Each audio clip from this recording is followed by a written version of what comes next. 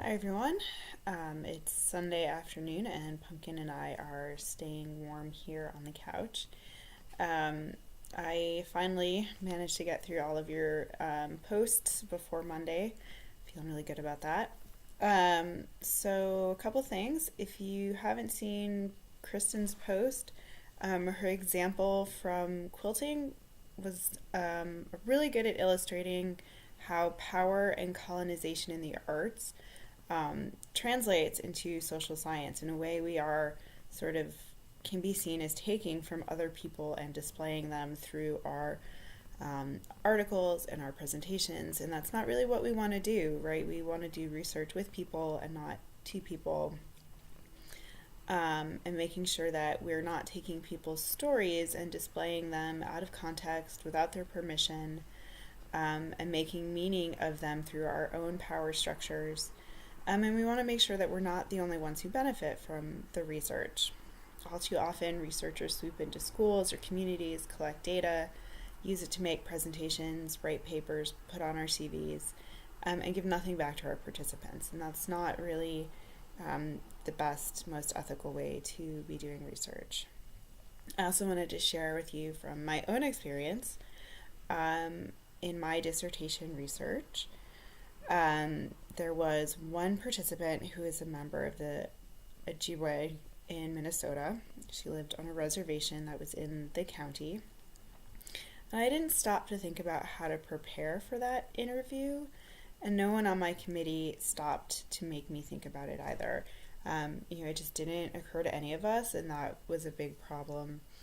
That remains the single most uncomfortable interview I've ever conducted.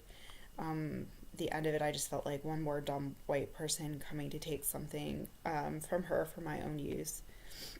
And her perspective was really invaluable, and I'm glad that I spoke to her.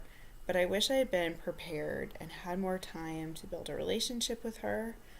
And then when I moved to Nebraska, and people found out I was interested in rural education, they were like, "Oh, why don't you go do research on the reservation?" And because I'd had this previous experience, I was like, "Oh, no, not until I know the history and the culture and make relationships with people and know what I'm getting into, so that I can offer something instead of taking something from them."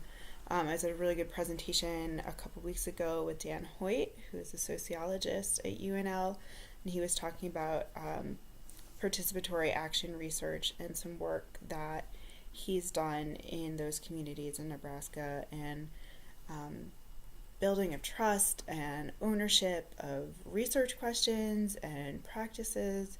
Really important to think about how we do research with and not to. And then I also had this other thought that I wanted to share that gets a little bit along the line of ethics as well, that didn't necessarily come in our readings. Last week I was reading some research out of Harvard about how we tend to focus on negative when we are giving feedback in the workplace and evaluations. But that negative feedback doesn't really help people change their behavior, but providing feedback on the good things is actually more useful for people. And it kind of reminded me in research that we tend to take this really deficit perspective. We go in and we want to describe problems. And we're not always on the outlook for the positive deviance. We're not always on the outlook to learn from where good things are happening. And so we often focus on what people are not doing, and sort of when we do that, sometimes we need to be careful because, right, we're kind of saying, "Oh, these people aren't doing the things that I think they should be doing." And then we're going to write that up and publish it and basically publicly shame people. And even if you've taken great care to obscure their identity or the place identity, if they ever come across it, they're going to know who they are. They remember your name. And so we really don't want to be doing that. We don't want to throw our participants under the bus. And it also made me think too is that that's maybe also not the most effective way of generating new knowledge. And so, how do you go out and find schools where there is a large proportion of students who live in poverty but are doing really well on state assessments? How do you go out to find communities that have high levels of poverty but are doing community organizing work?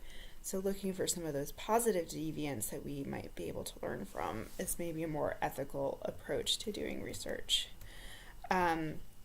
If you haven't seen the interview protocol examples that I posted in the Module 3 resources, they're sort of in the second half of that page. Please take a look at that. They all offer a brief paragraph of introduction that you would want to sit down with your participants and go over before you begin. As you think back to the Sedman article, he says that some of that might occur during the process of recruitment to your study, but you definitely want to make sure that people understand why you're there, what you're doing, how you will protect their information, and offering them opportunities to ask questions. When I do research, I also often leave at the end opportunity for them to just tell me whatever they want. So I might ask, is there something you thought I was going to ask but I didn't? Or I'll ask, is there something else that you want people to know about your school or your work or your organization, whatever, like that. For some people, it actually opens up like a whole nother chain of dialogue, which is interesting, and some people it doesn't. But it is helpful to just kind of have that space. And some people, you might find that also, like, you can ask them if they have any questions before, and you'll do the whole interview, and then as soon as you turn the tape off, they have like 17 questions for you. And that's fine too. It's really about being open, honest about your purpose, who you are, what you're doing. When I go into the field, I don't use my title of doctor. I do that to try to level that the power dynamic, other than people think I'm a graduate student, which is fine. So think about some of the ways that you might build relationships with your participants, reduce any power dynamics that there might be as you go forward into doing your interviews.